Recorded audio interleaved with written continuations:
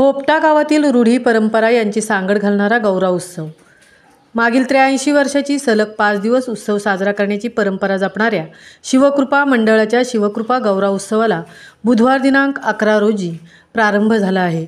उरण तालुक्यातील खोपटा येथील शिवकृपा गौरा उत्सवाच्या 5 दिवस सांस्कृतिक कार्यक्रम, भजन, कीर्तन, गोंधळ, महिला पुरुषांचे व पारंपरिक नृत्य, आरोग्य शिबिर तसेच बाल्या नाच यासारख्या मनोरंजनाच्या विविध कार्यक्रमांची रेलचेल असते।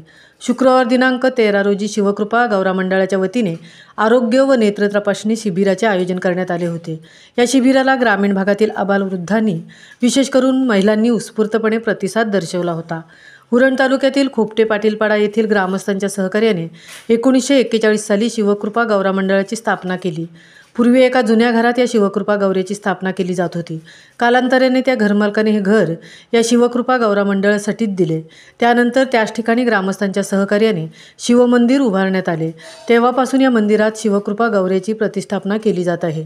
दरवर्षी मोठ्या भक्तिभावाने हा सण गावकरी साजरा करत असून शिवकृपा गौरा मंडळाच्या वतीने विविध सामाजिक सांस्कृतिक उपक्रम राबविले जात आहेत।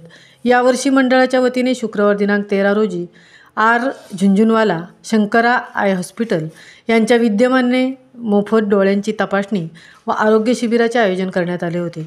यावेळी खोपटे गावातील व परिसरातील आबालवृद्ध विशेष करून महिलांनी शिबिरात सहभाग घेऊन आपल्या डोळ्यांची व आरोग्याची तपासणी करून घेतली।